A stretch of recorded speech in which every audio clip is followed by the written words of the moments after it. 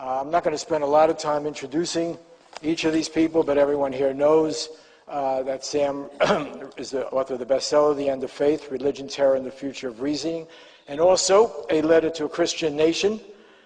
He's completing a doctorate in neuroscience. Well, I'm not going to go on. His work appears everywhere. He was the winner of the 2005 Penn Award for nonfiction. His books are being translated all over the world, and he's just become a major force in our country in challenging the religious right and so forth. And Chris Hedges is probably the leading American war correspondent of the last, 100 years or something. He studied at the Harvard Divinity School. He's written a number of very important books. He was a finalist. His book you probably know best, War is a Force That Gives Us Meaning, was a finalist for the National Book Critics Circle Award for nonfiction. He was part of the 202 team at the New York Times that won a Pulitzer Prize for covering terrorism, and he received the 202 Amnesty International Global Award for Human Rights Journalism. And his most recent book is American Fascist, the Christian Right, and the War on America, which we've kind of been cannibalizing on Truthdig. But tonight you should go buy their books outside and help them out. So we're going to begin with you, Sam Harris, and I'm not going to ring a bell or anything. Just do your spiel, and then he'll do his, and we'll mix it up, take a few questions, and... Great. Well, thank you, Robert. I think I'm bound to offend somebody in this room because we're living in a country where 90% of people claim to believe in a biblical God. I just want to assure you up front that I'm not being deliberately provocative. The point is not to offend you, and it's certainly not the point of my books. I'm just extremely worried about the role that religion is playing in our world. I happen to think faith-based religion is the most divisive and dangerous ideology we have ever concocted. It keeps me awake at night. Now, as someone who has been doing this for a while, ever since September 11th, ever since those 19 guys showed our pious nation just how socially beneficial religious certainty can be, I have argued against the role that religion is playing in our societies. And I've come to see that really there are only three ways of rising to the defense of God. There are not 100 ways of doing this. Either a person argues that a specific religion is true, or he argues that religion in general is useful, and so useful that it may be necessary, or he attacks atheism essentially as another religion, as being dogmatic, intolerant, irrational, or otherwise worthy of contempt. And so I want to separate these three modes of defending religion because any conversation between a believer and a non-believer tends to find one of these ruts. First, let's start with this claim that any one of our religions is true. There are at least two problems with taking this path. The first is they can't all be true. I mean, this is something that Bertrand Russell pointed out 100 years ago. Even if we knew that one of our religions was perfectly true, I mean, even if we knew this was God's multiple choice exam, is it A, Judaism, B, Christianity, C, Islam? Even if we knew one was perfect, given the bewildering profusion of doctrines on offer, and given their mutual incompatibility, every believer should expect damnation purely as a matter of probability. Now it seems to me this should give religious people pause when they espouse their certainties. It never does, but it should. But the deeper problem with arguing for the truth of any religion is that the evidence for our religions is either non-existent or terrible.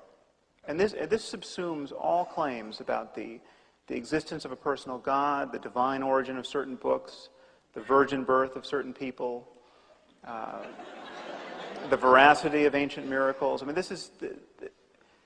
take Christianity as an example. Christianity is founded on the claim that the gospel account of the miracles of Jesus is true. there are certain Christians that may want to hedge their bet here, but most Christians, most of the time, take some complement of these miracles as true. And most important, it seems to be the resurrection. Now, the problem with this is that the only thing that testifies to these miracles ever having occurred is the gospel. There's no extra-biblical description of these events. Everyone agrees that the Gospels were written decades after the events they report, the earliest Gospels. The problem is that even if the evidence were much better than that, even if we had hundreds of contemporaneous eyewitness accounts of these miracles, that would still not be good enough evidence to cash out the claims of Christianity. Why not? Well, the problem is that in the 21st century, reports of miracles are still quite common. I have met literally hundreds of Western-educated men and women who think that their favorite Hindu or Buddhist guru has magic powers. I mean, these are the reports of miracles are quite current. There are Hindu yogis and mystics who reportedly walk on water and raise the dead and fly without the aid of technology and read minds and divine the future. You take someone like Satya Sai Baba, the South Indian guru.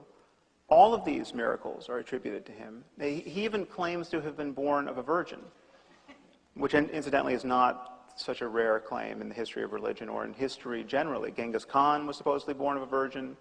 Alexander the Great was born of a virgin. I mean, parthenogenesis does not guarantee that you're going to turn the other cheek, apparently.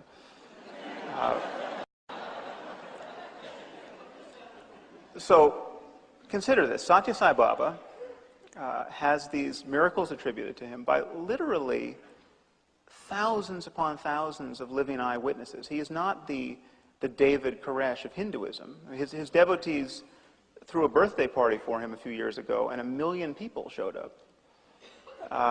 There are millions of people who believe he is a living God. Now, so consider, as though for the first time, the foundational claim of Christianity. The claim is that miracle stories of a sort that surround a person like Satya Sai Baba today, and which are compelling to no one apart from his devotees, suddenly become especially credible if you place them in the pre-scientific religious context of the first century Roman Empire, decades after their supposed occurrence. So Satya Sai Baba's miracles don't even merit an hour on the Discovery Channel. And yet, place these miracles in an ancient text, and half the people on this earth think it a legitimate project to organize their lives around them. Does anyone else see a problem with that? All right, so let's leave aside questions of religion's truth. The second way of arguing in defense of God is to say that religion is useful, and so useful that it may be necessary. And the most common way of arguing for its usefulness is to say that it makes people moral, it consoles them, it gives their lives meaning. There are several problems with this line of argument. The first is, as a defense of God's existence, it is a total non sequitur. I mean, the usefulness of religion does not give you the slightest reason to believe that God actually exists. Every religion could function like a placebo. It could be totally barren of real content, and yet extremely useful in certain circumstances. Let's say that the cosmologists and the physicists came forward and said, sorry for the misunderstanding. It turns out there is a God, and he does have a plan for you.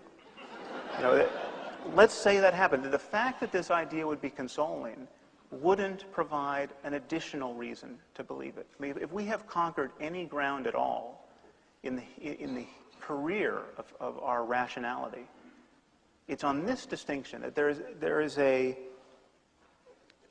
world of difference between wanting to believe something and having good reasons for believing it. And this is why we have phrases like wishful thinking and experimenter bias. This is why scientists do double-blind controlled studies whenever they can and submit their data for peer review.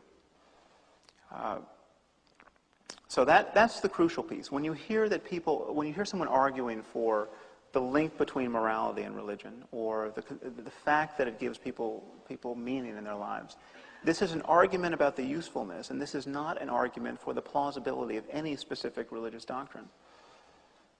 The other problem with arguing for the usefulness of religion is that the dangers of religion are testified to now on a daily basis by bomb blasts. I mean, how useful is it that millions of Muslims in this world believe in the metaphysics of martyrdom? How useful is it that the Shia and the Sunni in Iraq have such heartfelt religious differences? How useful is it that so many Jewish settlers think that the creator of the universe promised them a patch of desert on the Mediterranean? How useful has Christianity's anxiety about sex been these last 70 generations? Jews, Christians, and Muslims claim that their holy books are so profound, so prescient of humanity's needs, that they could only have been written under the direction of an omniscient deity. An atheist is simply someone who has considered this claim, read the books, and found the claim to be ridiculous.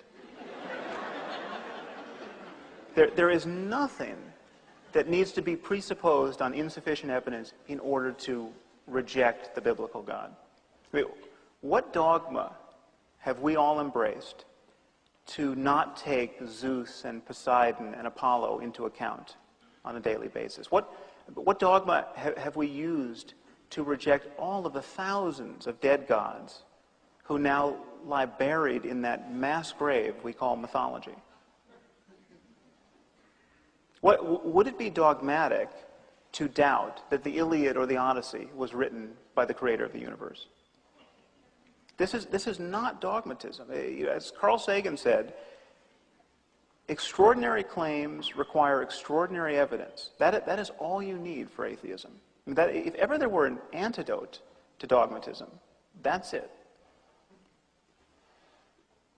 There's a related claim, the idea that atheism is arrogant, and science generally is arrogant in its dismissal of religion. This is really ironic. It's this claim reverberates ceaselessly in the echo chamber of American religious discourse.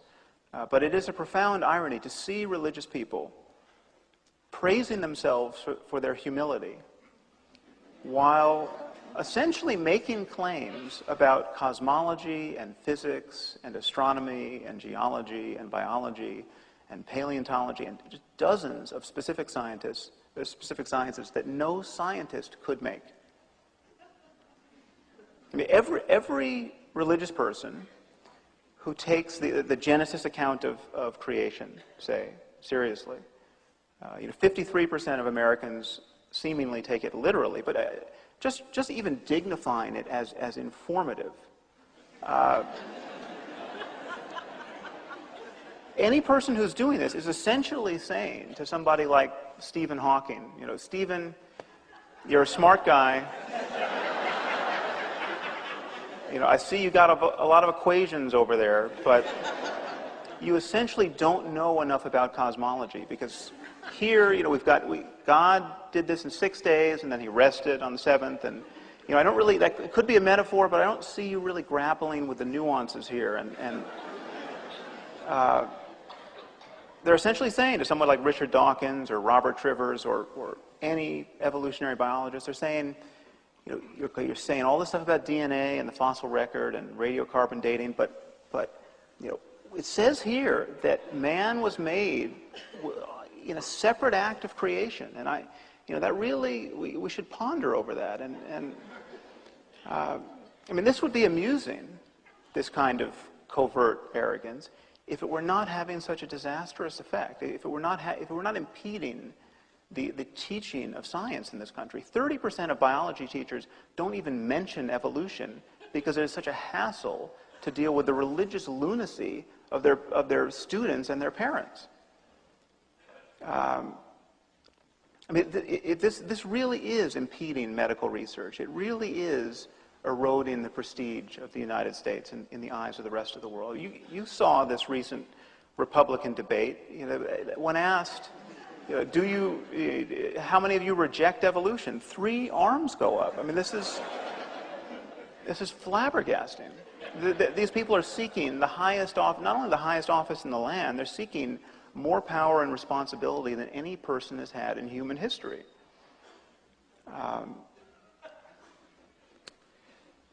So to wrap up, let me just say that none of what I've just said should be construed as a denial of the importance of ethics in our lives, or even the importance of spiritual experience. You can be someone who's deeply committed to transforming your moment-to-moment perception of the world and use techniques like meditation and fasting, and you can go into a cave for a year and be a mystic if you want to. None of that requires presupposing anything on insufficient evidence. And none of that requires that we lie to ourselves or to our children about our state of knowledge about the world. And the problem I have with religion, both at every point on the spectrum, from moderate to extreme, is that it stands as a permanent denial of the possibility of developing a truly rational, modern, open-ended discussion about the nature of our subjectivity, about the possibility of ethics and spirituality truly in conformity with our rationality as it exists now. Every religious person, every person who's committed to still being a Christian or a Jew or a Buddhist is essentially giving tacit endorsement to the religious divisions in our world and essentially saying that we need some measure of mythology, we need some measure of fairy tale, we need to pretend on some occasions that we know things we do not know. And it's simply untrue. So I think that's probably enough to get us started. Thank you. I'm going to go up there with the podium. Can you do that?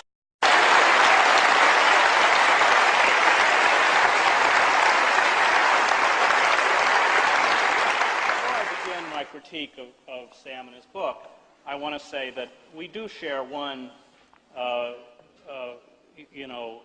very important belief, and that is that both of us feel that it's time to stop tolerating the intolerant, and that societies that tolerate the intolerant,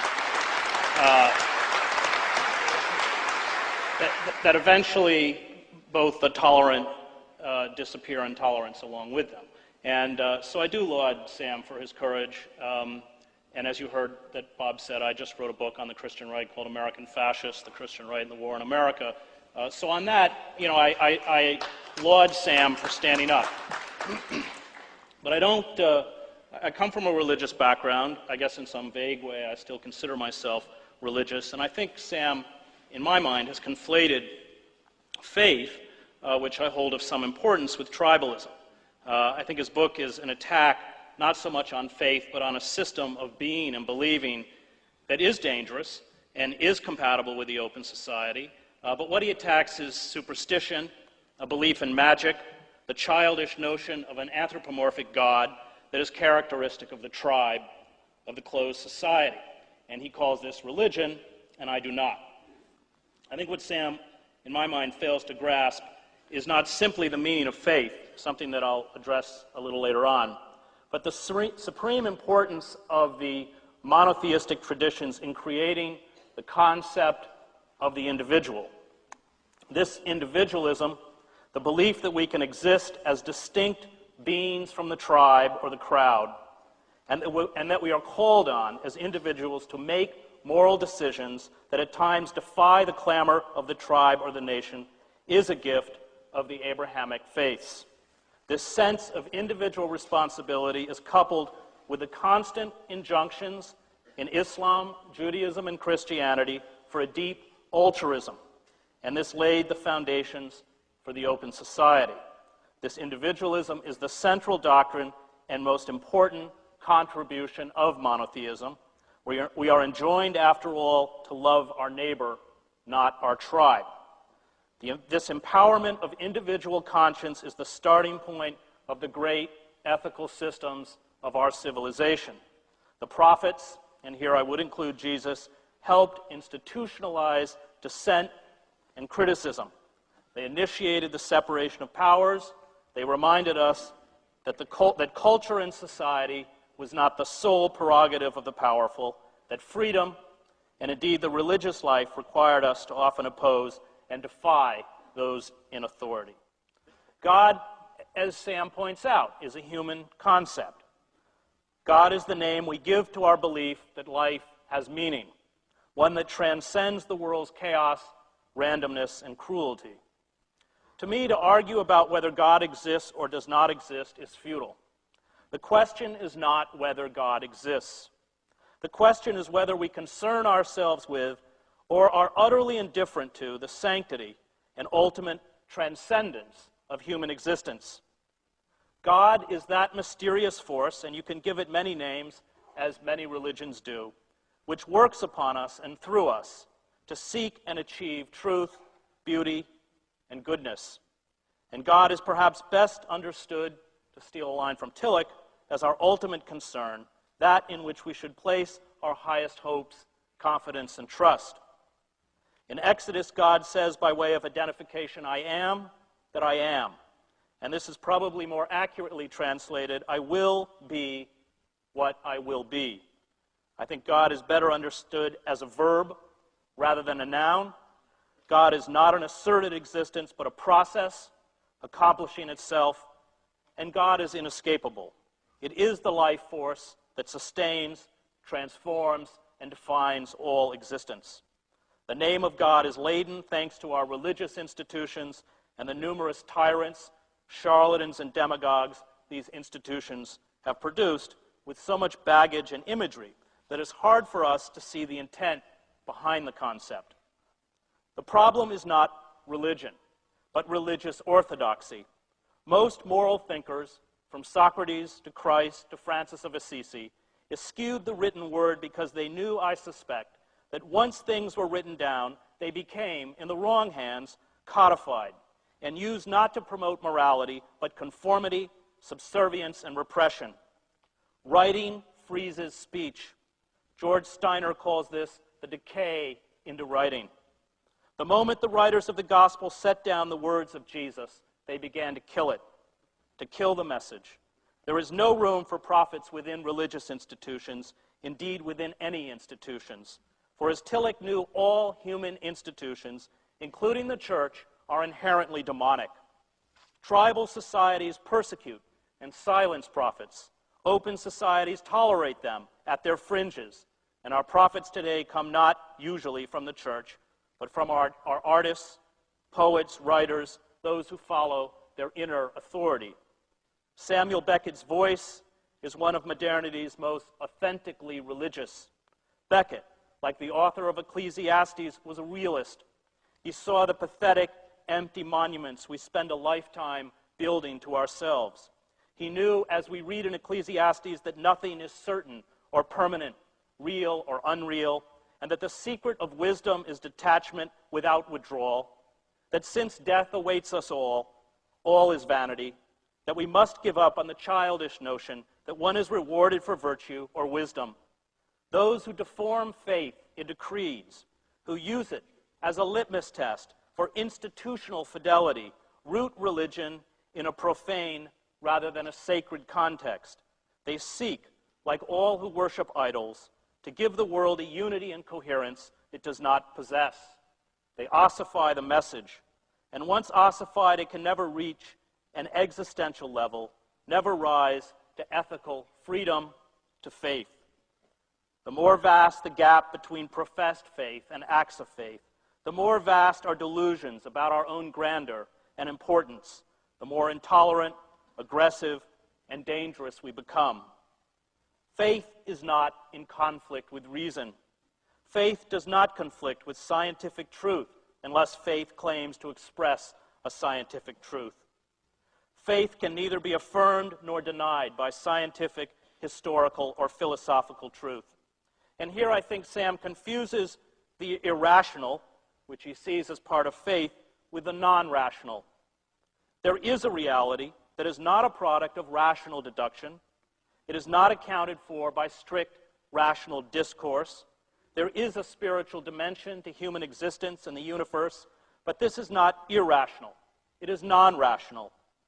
Faith allows us to transcend what Flaubert says was our mania for conclusions, a mania he described as one of humanity's most useless and sterile drives.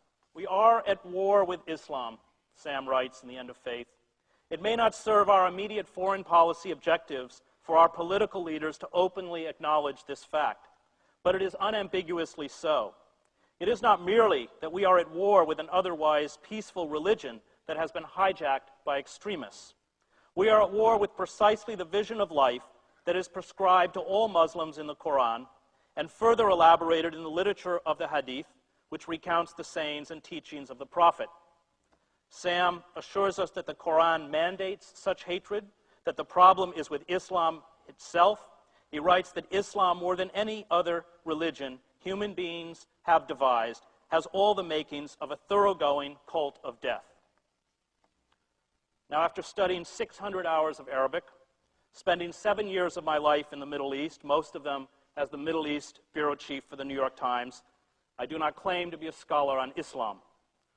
But I know the Qur'an is emphatic about the rights of other religions to practice their own beliefs and unequivocally condemns attacks on civilians as a violation of Islam. The Qur'an states that suicide of any type is an abomination. More importantly, the tactic of suicide bombing was pioneered as a weapon of choice by the Tamils, who are chiefly Hindu, in Sri Lanka long before it was adopted by Hezbollah, Al-Qaeda, or Hamas. It is what you do when you do not have artillery or planes or missiles and you want to create maximum terror. I also know from my time in the Muslim world that the vast majority of the some 1 billion Muslims on the planet, most of whom are not Arab, are moderate, to test the violence done in the name of their religion and look at Pat Robertson or Franklin Graham, who demonize Muslims in the name of Christianity with the same horror and fear that we look at Osama bin Laden or the leaders of Hamas. The Palestinian resistance movement only took on radical Islam coloring in the 1990s, when conditions in Gaza and the West Bank deteriorated and thrust people into profound helplessness, despair, and poverty, similar conditions that are empowering the Christian right in our own country. The externalization of evil is used in Sam's book to endorse torture. He, of course, argues that the reason that requires us to waterboard detainees and the physical and moral black holes we have set up to make them disappear comes from the threat of terrorism. He quotes Alan Dershowitz, not only to reassure us that the Israelis treat Palestinians, 400 of whom have been killed in Gaza over the past few months, humanely, but to trot out this notion of a ticking time bomb. The idea that we know a terrorist has planted a large bomb in the center of a city and we must torture him, or in the glib phrase from Sam's book, we must dust off a strappado and expose this unpleasant fellow to a session of bygone times. This reference to torture might be amusing if you have spent your life encased in the protective world of the university. But as someone who was captured and held for a week by Iraqi Republican Guard during the 1991 Shiite uprising in Basra, and then turned over for my final 24 hours to the Iraqi secret police, whom my captors openly expected to execute me, I find this glib talk of physical abuse difficult. Dershowitz and Harris cannot give us a legal or historical precedent where such a case as they describe actually happened. But this is not the point. The point is to endow us as a nation with a moral right to abuse others in the name of a particular version of goodness. This is done in the name of reason. It is done in the name of a false god, an idol. And this god, if you want it named, is the god of death. Or as Freud stated, thanatos, the death instinct, the impulse that works towards the annihilation of all living things, including ourselves. For once you torture, even in the name of reason, even in the name of security, you unleash sadists and killers. You consign human beings to moral oblivion. You become no better than those you oppose. The danger...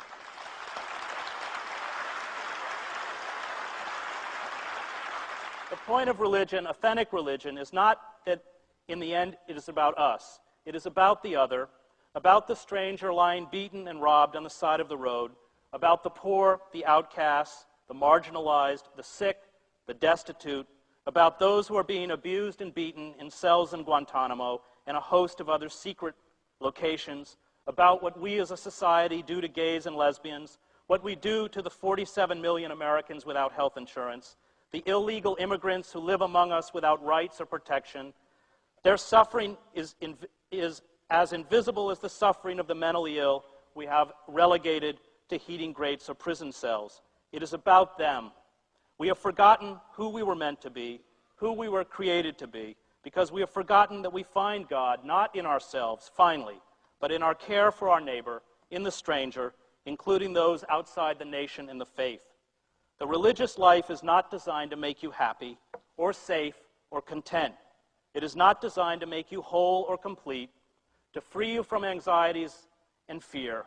It is designed to save you from yourself, to make possible human community, to understand that the greatest force in life is not power or reason, but love. As Niebuhr wrote, "Nothing worth doing is completed in our lifetime. Therefore we are saved by hope. Nothing true or beautiful or good makes complete sense in any immediate context of history. Therefore we are saved by faith.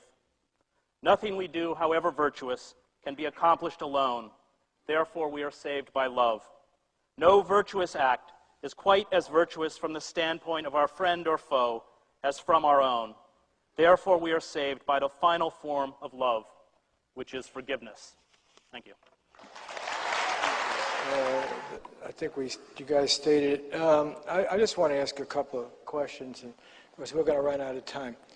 But on the second half of your remarks, I think we could have a discussion about, and we should, how do we perceive the Muslim religion and so forth. So sure, leave that. On the first part, though, I think you avoided the argument of his work because he makes the point that this fundamentalist religion, which you attack, the Christian right and so forth, actually is a more honest position than what you call the liberal theology.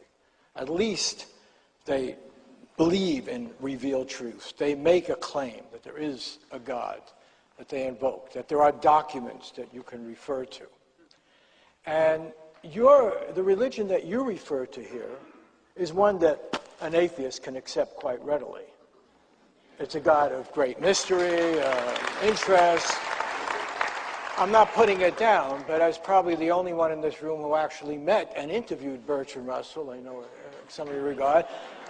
You would consider him, in that respect, a highly religious person, a man who cared a great deal about preventing nuclear war, about freedom in the world, and so forth. So he would be your ideal religious person. But the reason I say it begs the argument is that Sam, in his writing, says that we live in a different world where religion, in fact, is believed in a literal sense. That this is supposed to be revealed truth. And that he has these statistics. I forget the statistics, but 80% believe the earth is only 6,000 years old. And they believe that homosexuals are criminals or should be stoned because it is written somewhere, along with you shouldn't eat shellfish, although that part is forgotten. And it seems to me, and I'm not going for laughs here, it seems to me what Sam has pinpointed is what is actually the religious experience of most Americans. And as he points out in his book, it's not the religious experience of most Europeans, and in fact many different peoples in the world, but in this country, and that's why we call this religion, politics, and the end of the world, the people who actually are president, right? We're talking about some marginal fringe movements. Our politics are controlled by people who believe what those three Republican candidates believe. And they believe, and then you invoke Jesus. Let me put it this question point is. Yet you told me, and I don't mean to put you on the spot, but I asked you, do we really know whether Jesus even existed? Do we know whether any of the thoughts attributed to Jesus have any basis? And you were quite clear that we don't. We don't. We don't don't. have historical. So what is the value of invoking Jesus when we have no idea if he ever existed or if any of the ideas attributed to him were ever connected with this person who might not have existed? Well, why is it relevant? First of all, I think that what Sam attacks is tribalism. It is that revealed spiritual truth, which is part of tribal society, which can't be deviated.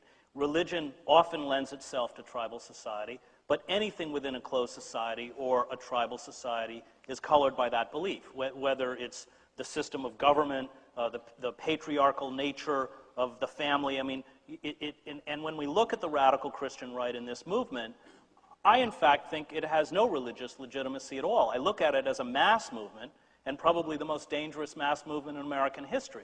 It is fused. What it's done is fused Christian language and Christian iconography with the language and iconography of American nationalism. I saw the same thing in the Balkans, and that's a toxic and powerful mix. But really, in biblical terms, it is a form of idolatry. Now, the problem with the Bible is, you know, to quote Niebuhr again, religion is a good thing for good people and a bad thing for bad people. You can find anything you want in the Bible, including, you know, it's a document written by over hundreds of years by writers with varying agendas, some of which are morally indefensible. And yet, nevertheless, the ethics that were promoted by in various books in the Bible, the concept of the individual, the concept of the prophets like Amos about justice. I mean, the value of religion for me is that it is the beginning of ethical systems. It's our first struggling with ethics. And the notion that somehow religion itself is defined to those narrow, tribalistic, chauvinistic elements, not that they don't wrap themselves in the name of it, I just think is unfair. I mean, you can read the book of Ecclesiastes, and it could have been written by Becket. I mean, and that's also in the Bible. It seems to me that you don't think that beliefs really have consequences. I mean, to attribute this to institutions as opposed to what people think seems to me to completely miss the way people behave in this world, why they behave the way they do, why they have the emotional reactions they have, why they perpetrate violence when they do and why they don't. And all I'm arguing for is that beliefs have consequences, and beliefs, religious beliefs, should be subjected to the same kinds of conversational pressures that we subject all other beliefs to, and that this taboo that gives beliefs in the name of God a free ride in our discourse has to be lifted. And so, I mean, you mentioned the second commandment at one point, the commandment against graven images. You know, that commandment was responsible for the Muslim cartoon controversy. I mean, where did Muslims get it into their heads that you could not draw a picture of Muhammad? It is their endorsement of the second commandment. I can assure you that if the Qur'an said, by all means, caricature the prophet to the best of your ability, for this pleases the Lord, there would be no cartoon controversy. You would not have had people by the hundreds of thousands burning embassies and taking hostages. And I think something like 140 people died. And you know, that was just an eruption of egregious medieval stupidity, and it took the form it took because the religion is in the form it's in. People believe that specific tenet about idolatry. Can I just challenge you on that? Because sure. It's clearly laid out in writing that somehow it's the religion that drives the insanity rather than other factors, and you're quite disparaging of those of us who argue that the religion is grafted on because you dismiss the imperialist argument and the hunt for oil and so forth. And yet, it seems to me that if you look at what has happened in this Arab world, particularly, but generally through the Muslim world, you take someone like Khalid Sheikh Mohammed or bin Laden, the people who actually gave us 9/11. They didn't grow organically out of Afghanistan. They were brought there by the CIA. They didn't represent a major religious current in anywhere. If you look at the Muslim Brotherhood coming out of Egypt, they were opposed to Nasser. You look at Hamas in the West Bank, they were opposed to the PLO, which was essentially a secular movement. And then the religious movements, as Chris has written, gain currency because they represent a fighting basis or an alternative when the secularists have failed. And for instance, you, in your writing, defended the invasion of Iraq, which was the invasion of a basically secular country. But that's actually not true. I've never defended the invasion of Iraq. Oh, okay, well then I'm glad to hear that. Yeah. But let me, what I thought you defended in your book, and I have the passages, and I don't want to put you on the spot or have you defend the position you don't take, but it seemed to me you had this very broad brush that somehow, what I thought you defended in your book, and I have the passages, and I don't want to put you on the spot or have you defend the position you don't take, but it seemed to me you had this very broad brush that somehow it is the religion that caused the problems. Whereas from my experience in traveling around this part of the world and covering events, the religion became a response to policies pursued by others. And that, I think, if you take Iraq, you have a very good example of that, where for all the failings of Saddam Hussein, it was basically a secular society, and in which women were in a better position than they are now. And to take one example. And I think the point that Chris was making is that when you actually go out and see these societies, the mischief came not from a reading of the Qur'an. The mischief came from very enlightened, rational people, the best and the brightest, who were conducting the foreign policy of advanced nations. Well, I'm certainly not going to deny that we have caused ourselves problems. And one of the reasons why we have been so inept in our foreign policy, I think, has a lot to do with our own faith-based thinking. The fact that we promote people to positions of power who, you know, in the president's case thinks God put him in the White House, and I've argued that that belief logically entails that God did not put him in the White House to make a catastrophic mistake. So I don't think we want someone making these decisions about when to go to war and when not to go to war who thinks that when he closes his eyes and just kind of tries to get a feeling for what to do, his intuitions just may be vetted by the creator of the universe. And I take these people at their word. I mean, people believe this stuff.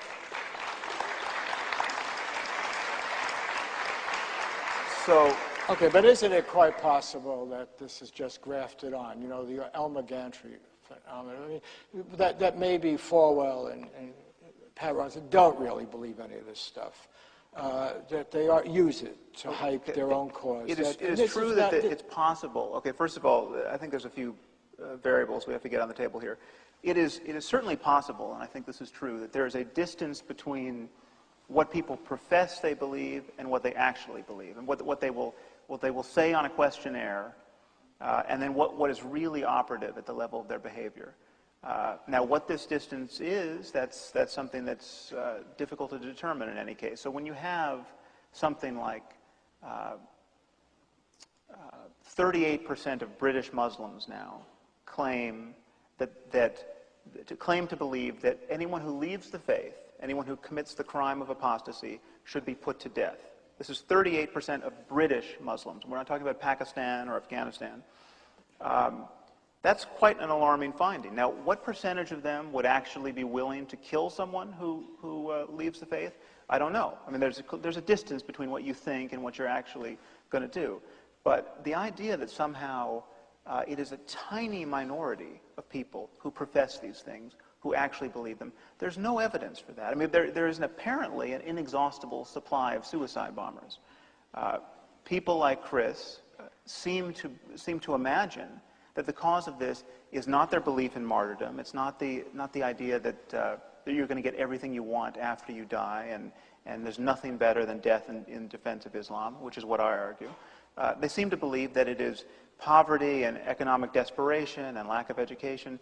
The reason why we know that can't be true is everything we find out about the kinds of people who hijack planes and fly them into buildings or blow themselves up on the tubes in the UK, they are disproportionately well off and they are disproportionately educated.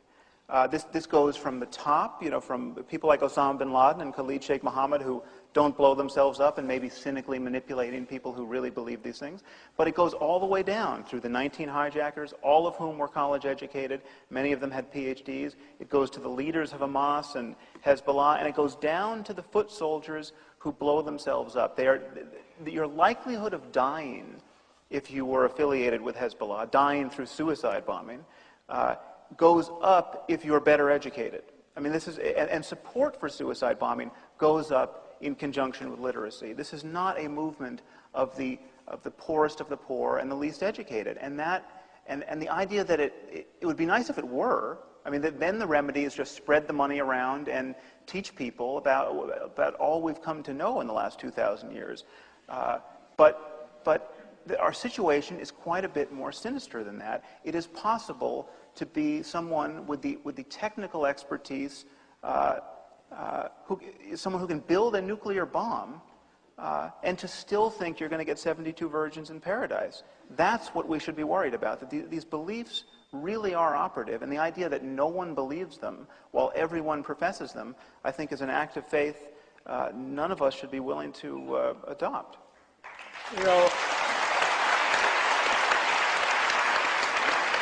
I'll let Chris respond, but for the people applauding, I just want you to consider one thing. No Muslim has ever used a nuclear weapon, and our own people did. Out of the most advanced, reasonable society, we dropped those bombs on Hiroshima and Nagasaki. So it really raises a very interesting question, but go ahead. Well, Sam opens his book with this image of a suicide bomber, and then writes that everybody rejoices and the parents are proud, and it has this cut line at the bottom, the young parents learn his fate, and these are facts. I spent months and months in the Gaza Strip. I went to many of these funerals. In fact, the reality is the first thing that happens is Hamas not only takes over the house of the bereaved before the body appears, but the entire street. They put plastic chairs out on the dirt street, they run white canopies over the top, and they trot the family out for the Western press. And if the family doesn't say the approved jargon and cant that Hamas wants them to, at the very least they're beaten up, if not worse. Hamas is a totalitarian organization. It shares many characteristics with the radical Christian right of this country, and to defy it is to court violence and death. And I think that this kind of assumption, first of all, that Palestinian mothers don't grieve for their children is really borders on racism. They grieve like any mother, and the notion that as you write that they somehow rejoice in the martyrdom of their children is just frankly not true. Having lived in Gaza and been in the houses, I've seen mothers who don't speak for days. The devastation that is visited on parents by the loss of a child is universal, first of all. Second of all, most of the suicide bombers in Gaza do not come from the middle class. They come from the refugee camps. The suicide bombers of 9/11, who I investigated for the New York Times, I covered Al-Qaeda based in Paris, in Europe and North Africa after 9/11. They came from the middle class, but it's a very peculiar middle class because it is a class that is displaced from origin and dropped. You see it with French Muslims, the 5 million Muslims in France. And it is that horrible identity crisis that grips them. And in some ways, they don't belong to any culture. They don't belong in France or Germany, and they don't belong in Tunisia or Algeria or Saudi Arabia, where they come from. And it is that identity crisis that propels them into the arms of radical preachers who promote this utopian vision. It is that search for identity. Finally, in the notion that somehow people in a place like Gaza are propelled to carry out suicide attacks because of religion, I think just, you wouldn't have to spend more than a few days in Gaza to see that Gaza is now virtually one, it's a prison. It's a walled-in prison. People can't travel out. There's severe malnutrition. I think the last figure is over 30%. People are living there on less than $1 a day. There isn't running water. People are sleeping 10 to a room. There's no no employment, no educational system that functions. Of course, now we have a war between Fatah and Hamas on the streets of Gaza City. And these kids have no future. They have no prospects. And the only way they can affirm themselves in this society is through death. They at least know that if they're a shaheed, posters will be put up at their face on the wall. There'll be a huge funeral with several hundred people who fire guns behind them. And what has happened, and that's the tragedy of Oslo. The architects of Oslo, the peace agreement, understood that the engine to build a lasting peace between Israelis and Palestinians is economic. It is about giving Palestinians a stake in Israeli economy. It's about that possibility of Ahmed being able to buy a refrigerator and send his child to school. It's what broke the conflict in Northern Ireland. And the Israeli policies, both in the West Bank and Gaza, are becoming more draconian by the day. And of course, they're fueling the very kind of radicalism they're trying to break. Okay. I need to address this issue of... Yeah, I'll let you address it as lengthy way, but I just want to add a little bit to this. I happened to go to Gaza and the West Bank at the time of the Six-Day War, and I had been in Egypt at the tail end. And I think the consensus was, and I'm not an expert on the area, but the consensus was that the Palestinian population was the least religious of the Arab world. And that the feeling of the people there in Gaza and the West Bank was not driven in any stronger way by religion. And the PLO, as I said before, was basically a secular movement. As, for instance, in Iran, the movement that Mohammad Mossadegh was involved with, a nationalist movement in a country that later became more religious. Egypt, Nasser was a nationalist, later became more religious, and Muslim Brotherhood grew. So since the Qur'an had been written before all this, since the religion was present, how do you explain the rise of this religious feeling, if not in the terms that Chris just explained of desperation and reaction? Why did the PLO, for example, give way to Hamas? Why did these people in Gaza reject basically a secular model of the PLO and embrace Hamas, which was shown in elections and so forth? Why in Iran did they go from a Mossadegh to the Ayatollah? Why in Iraq did they go from basically a secular society to now a society where two major religious factions are contending? It wasn't that the Qur'an suddenly appeared. It wasn't that the Muslim religion suddenly appeared. It was external events which then caused people to turn to this religion. Well, no, I think I certainly think the lesson of Iraq is that we underestimated the role of religion. Religion was still a potent force all the time, even while it seemed to be a secular society from the outside. And Saddam Hussein, from the reports I've heard, was quite cognizant of the power of religion and was not nearly as secular as we have made him out to be in the way he marketed himself to his people. I think we are consistently erring on the side of assuming secularism that does not exist in the Muslim world. I need to deal with this charge of racism. It should be pretty easy to see that my criticism of Islam is not racist. First of all, it applies with equal felicity to white Muslims as to any other ethnicity. In some sense, it even applies more to somebody like John Walker Lind, a middle-class guy from Marin County who discovers the Qur'an and decides to go off and fight with the Taliban. It applies more, perhaps, to somebody like Adam Gadon, who comes from Orange County and goes off to be the PR guy for Al-Qaeda, because these guys don't have the alibi of having been brainwashed since infancy by their indigenous Muslim parents. They've adopted this. So there's nothing racist about my criticism of Islam. I am criticizing the logical consequences of certain ideas, and I'm certainly not limiting my criticism of religion to Islam. I just happen to one of the taboos I'm breaking quite consciously in my speaking and writing is I'm noticing that our religions are actually different. I mean, that they don't all teach the same thing, and where they do teach the same thing, they don't teach it equally well. I mean, we are not going to have a problem with Jain suicide bombers, no matter how mistreated Jains become in this world. The core principle of Jainism really is nonviolence. I mean, no matter how crazy you get as a Jain in terms of your religion, you're going to become less and less violent. I mean, there's no way you can justify any sort of violence by recourse to the principles of Jainism. To argue that the core principle of Islam is nonviolence is truly impossible. I mean, if anything, the core principle of Islam is jihad. It is convert, subjugate, or kill the infidel. I mean, the Qur'an and the Hadith do nothing so eloquently as demonize the infidel and talk about the imperative of spreading the faith. If you look at the historical example of Muhammad, he's rather a different character than Jesus. He is not a hippie who got crucified. He was a conquering general, and Muslims draw a lot from that example. You know, Sam, let me just add one more thing. Another piece that I find rather galling about this mode of apologizing for Islam, and certainly that raising the bogeyman of racism.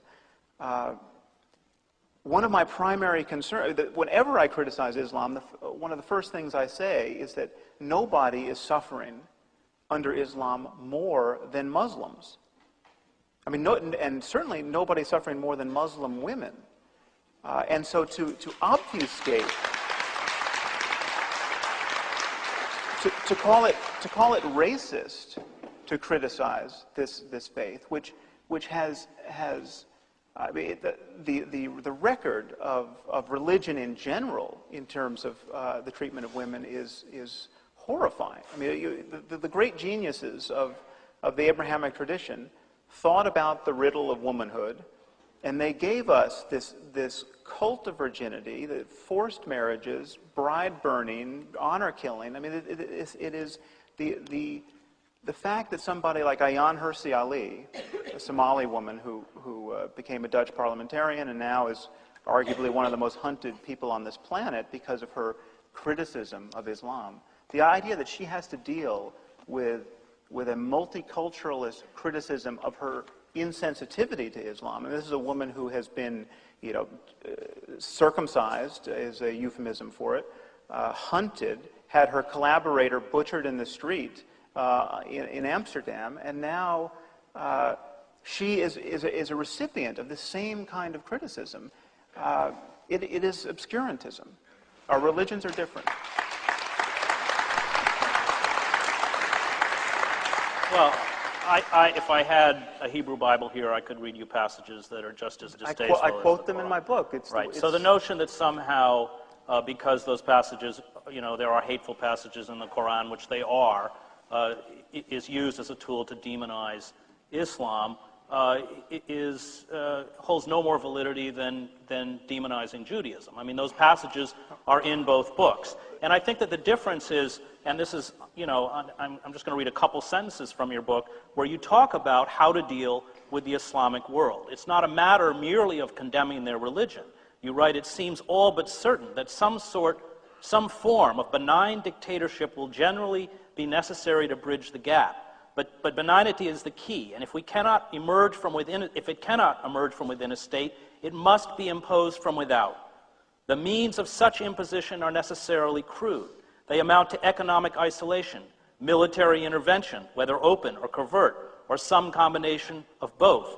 While this may seem an exceedingly arrogant doctrine to espouse, it appears we have no alternatives. We cannot wait for weapons of mass destruction to dribble out of the former Soviet Union, to pick only one horrible possibility and into the hands of fanatics. What you're doing is using this demonization of Islam to justify the intervention and occupation of Muslim countries. And as we can see from Iraq, it's not a good idea.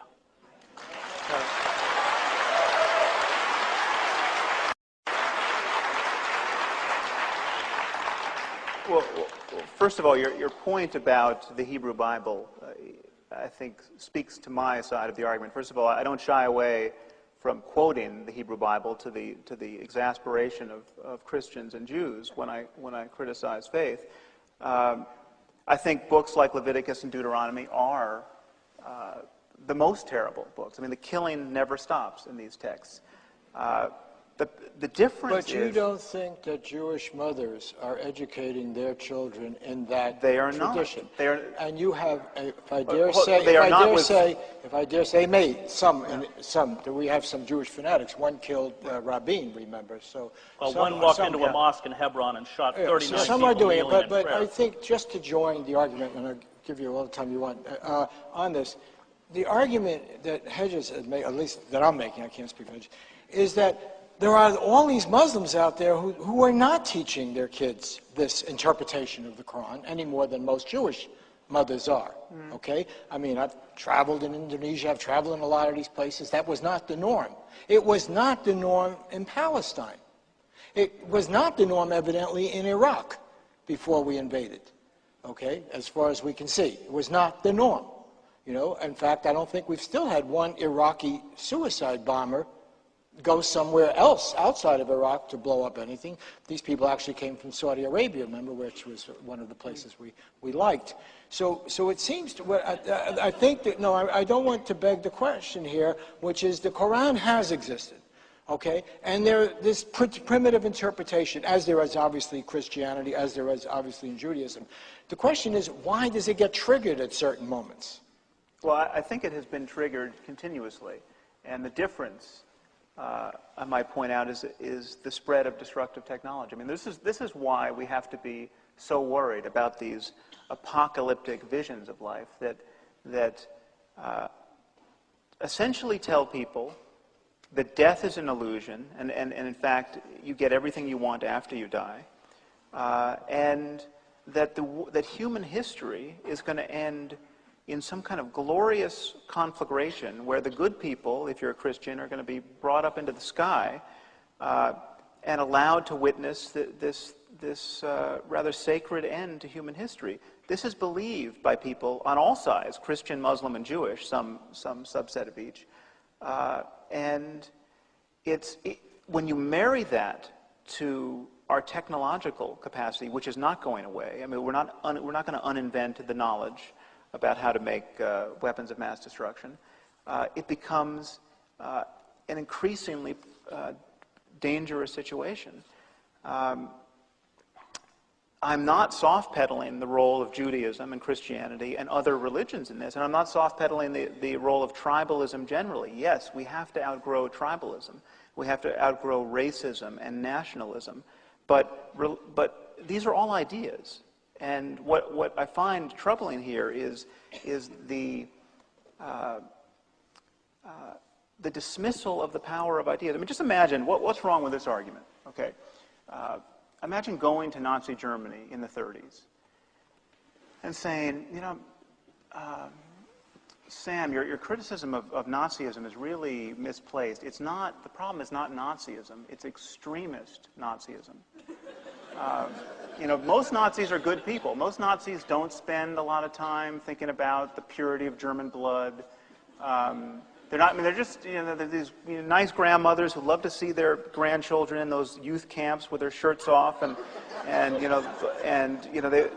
you've seen those rallies. All those people have these great leather trench coats, and you know, I mean, some of our great sartorial gains were actually Nazi gains, and we shouldn't dismiss that. There's a lot of exuberance and joy in Nazism, and you have used extremism. You've used extremists like Hitler and Goebbels and Himmler to represent the whole, and that.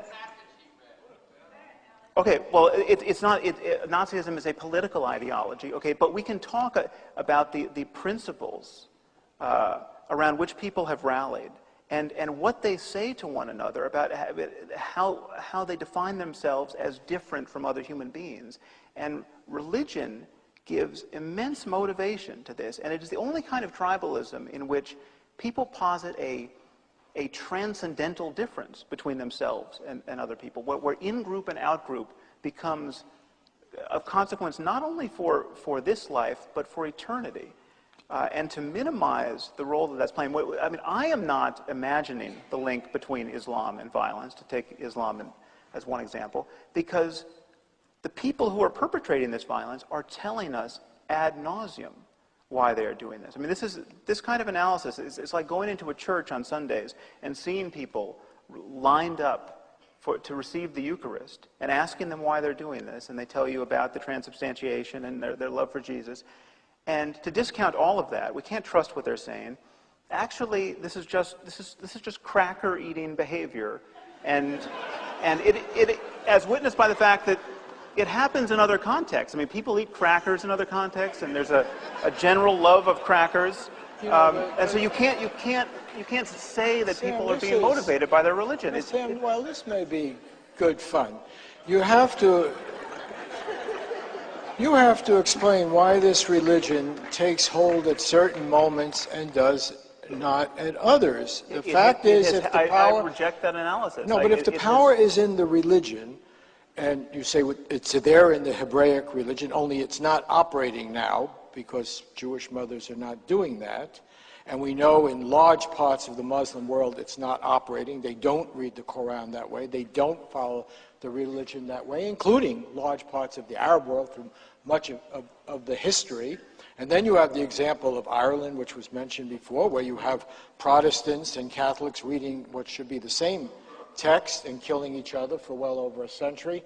It seems to me you're begging the question of why does it occur at certain moments and not at others? And you're saying it's in the text. If it's in the text, then it should occur all the time. Well, the Qur'an was there in Egypt when it was secular, and it's there when the religious movements come along. I think it has occurred all the time. To answer your question in two parts, why is it not happening to the same degree among Jews and Christians at this moment? When you look at the history of Christianity and Judaism, and I'm not minimizing the role they're playing now, most of my writing is about not Islam, but about Christianity at this point.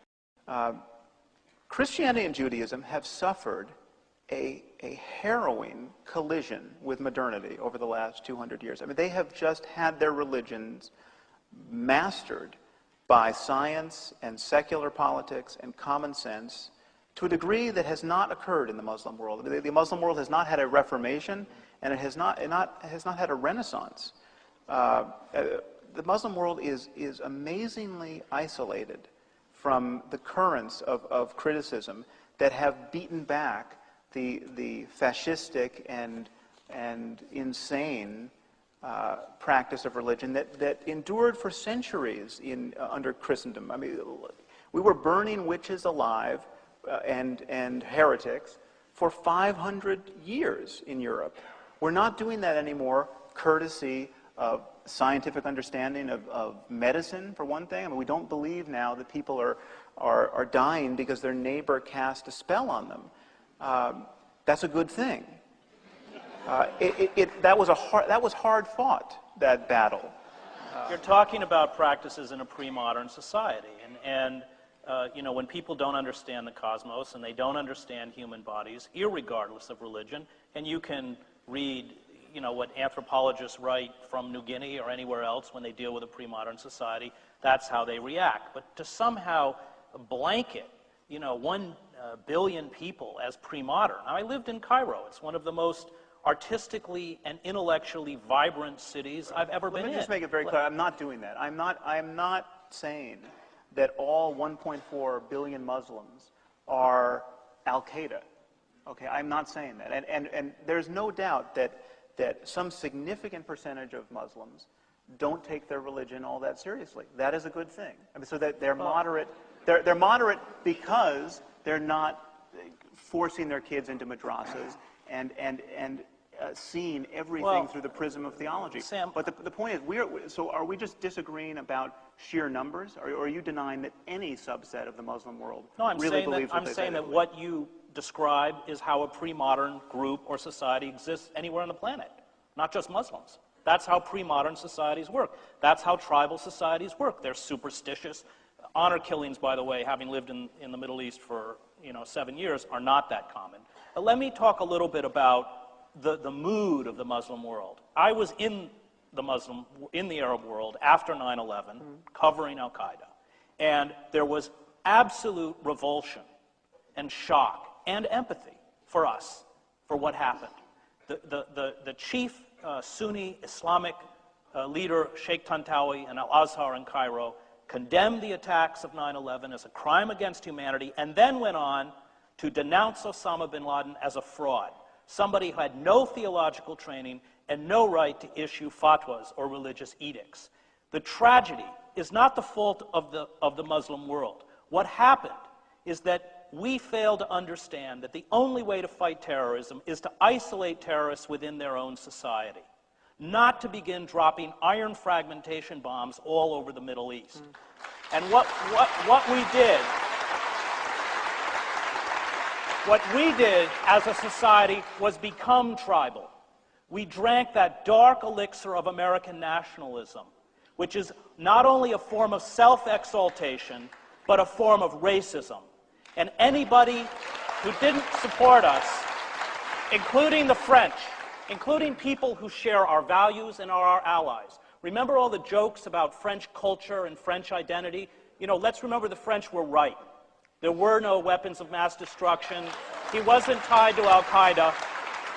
And let me finish. Okay, Sam. But you're arguing against positions I don't necessarily hold. No, but I'm talking about the characteristic of the Muslim in the Arab world, which does not fit with the picture you're painting.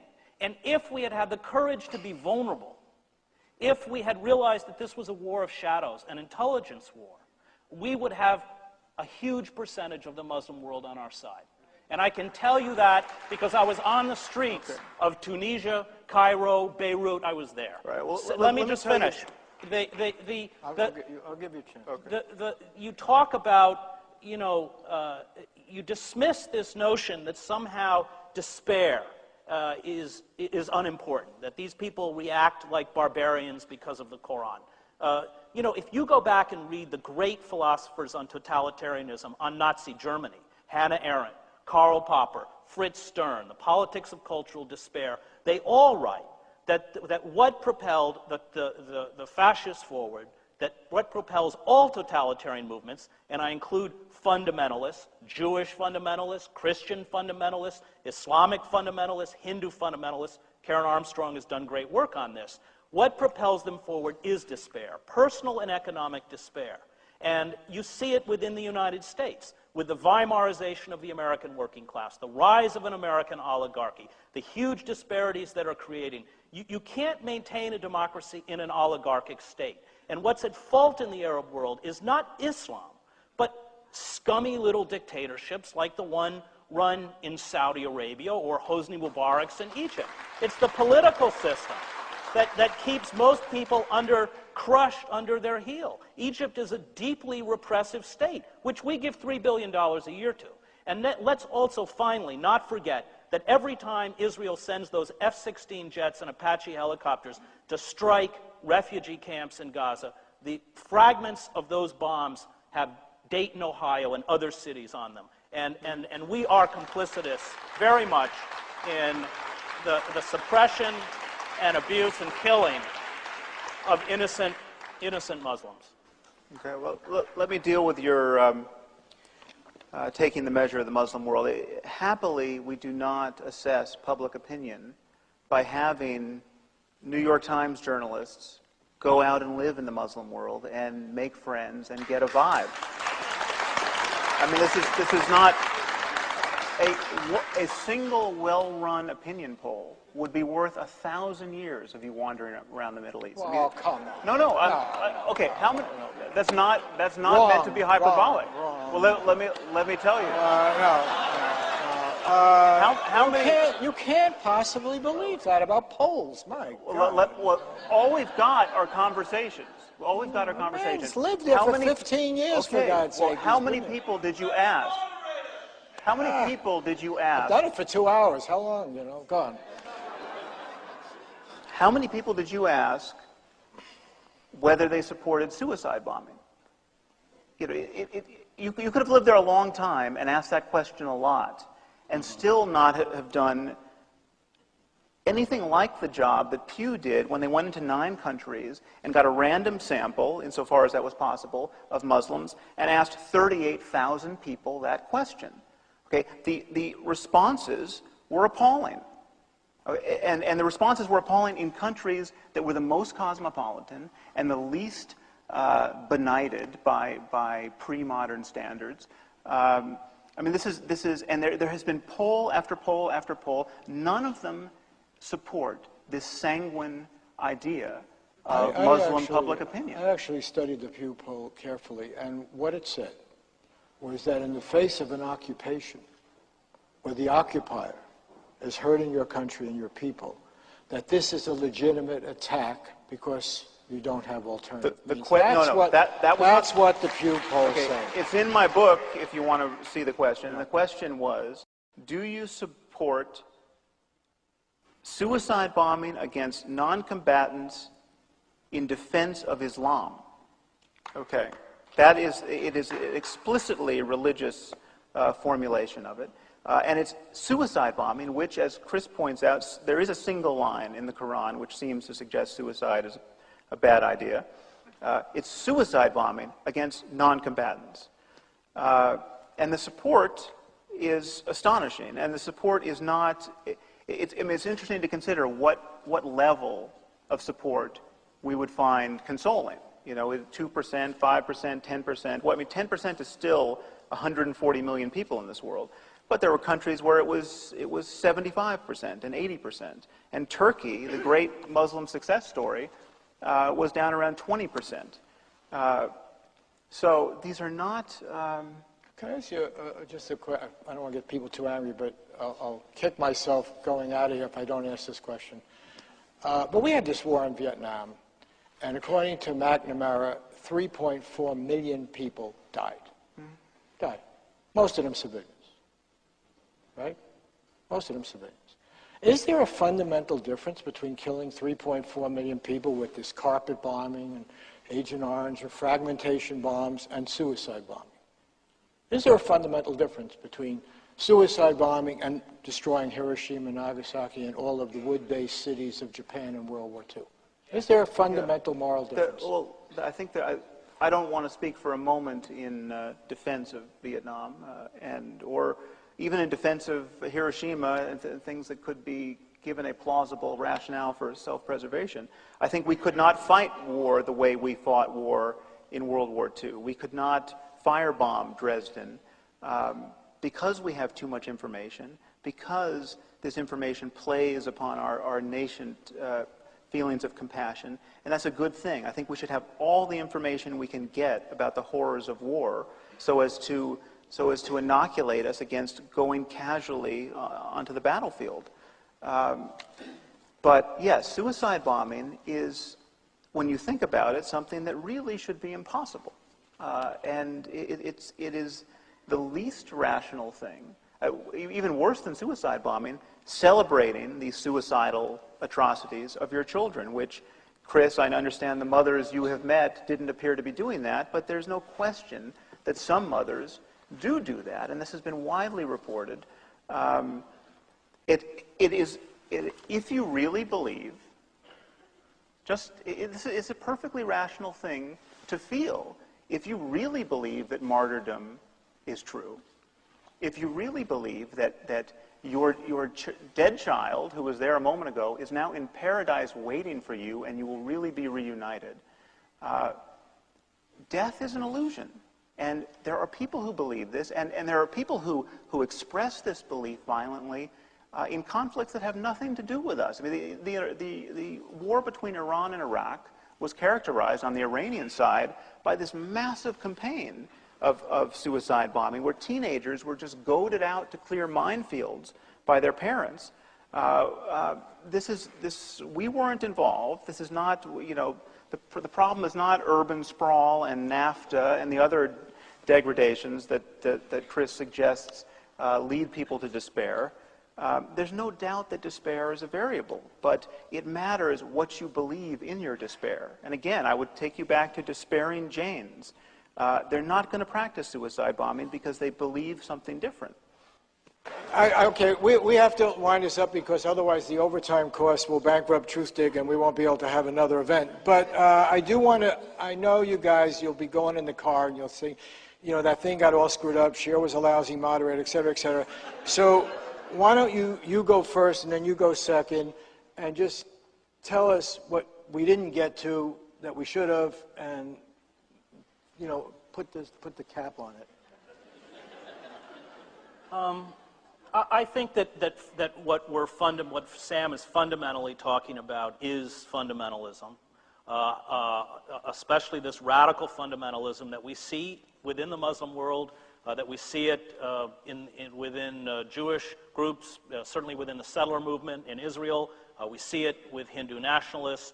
Fundamentalism, for me, is born out of desperation and despair. That's why it's growing as a movement.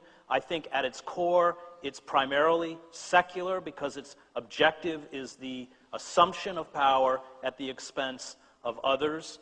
And I think that finally the only way to fight these movements, both abroad and within our own country, is essentially to re-enfranchise these people within our societies. And if we don't re-enfranchise these people, if we allow our country to become a corporate or oligarchic state, the despotism that we watch deforming lives abroad will deform lives at home.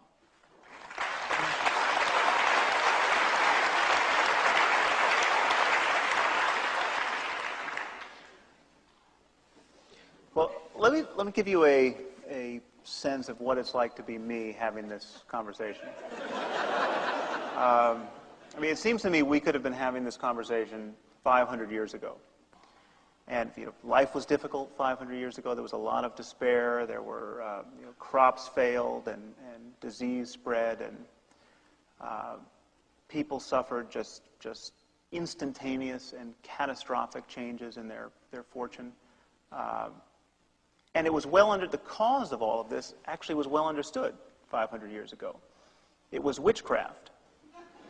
And happily, the church had produced some very energetic men who had the gumption to deal with this problem. And so every year, some hundreds and sometimes thousands of women were burned alive for casting spells on their neighbors. Now, imagine what it would be like to be among the 5 or the 10% of people at most who recognize that the very belief in magic, the very belief in witchcraft, the very belief in good witches or bad witches was a malignant fantasy. That the white witches who were helping people with medicinal herbs and practicing midwifery, they were on no firmer ground than the black witches who were casting the evil eye. The whole belief system was at fault. Imagine the kind of criticism you're going to get. No, your problem is just with kind of fundamentalist witchcraft. The reality is that witchcraft is far more nuanced than that, and there's no conflict between science and witchcraft. I mean, science deals with physical law and physical causality, but witchcraft deals with potent spells and the internal connections between things. This idea that somehow we shouldn't call into question these patently bad ideas for fear of offending people, for fear of glossing over their despair, for fear of not criticizing other problems in the world. I would never argue that religion is the only problem in the world or the only source of human conflict, but it is a source, and we are mightily attached to it, emotionally attached to it. And we are loath to criticize it even when it is declaring its